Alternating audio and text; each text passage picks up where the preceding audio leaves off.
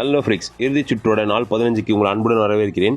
So இன்றைக்கி கரும்பு சாறில் பெரிய ஒரு கொண்டை மிக்ஸ் பண்ணி சாப்பிட்டுட்டு அப்படியே நடைப்பயிற்சி கிளம்பியாச்சு. ஸோ இன்றைக்கி நடைப்பயிற்சி ஈவினிங் தான்றதுனால நல்ல ஒரு சன்செட் ஆகும்போது மனசுக்கும் மைண்டுக்கும் நல்ல ஒரு ரிலாக்ஸேஷனாக இருந்தது நடக்கும்போது.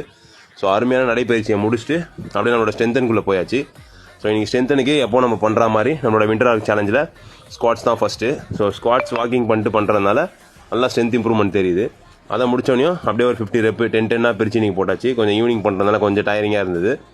அதை முடிச்சு நம்மளோட கோர் அச்சுன்னு வரைக்கிட்டு இன்றைக்கி நம்மளோட விண்டர் ஆர்க் சேலஞ்சுக்கான அடுத்த ஸ்டெப்பு. ஸோ என்னென்னு பார்த்தீங்கன்னா, நம்ம வழக்கம் போல் பண்ணுற ஹேண்ட்ஸ் அண்ட் ப்ராக்டிஸ் தான்.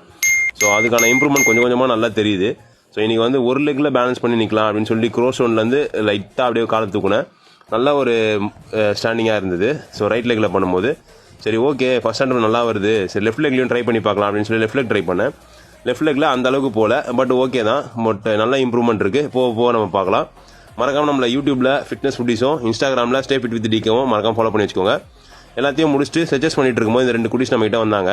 இவங்களுக்கு கொடுக்கறதுக்கு நம்மகிட்ட எதுவுமே இல்லை, பட் நம்ம எடுத்துகிட்டு போன பர்ஃபி பேக்கெட் மட்டும் இருந்தது. அதில் ஒரு சின்ன பீஸ் உடச்சி போட்டேன். அவங்க 2 பேரும் அதை ஸ்மெல் பண்ணி பார்த்துட்டு பிஸ்கெட் இல்லைன்ட்டு போயிட்டாங்க. ஸோ நாளைக்கு இவங்களுக்கு ஏதாச்சும் வாங்கி கொடுப்போம். So stay connect. Today jolly tomorrow காலி.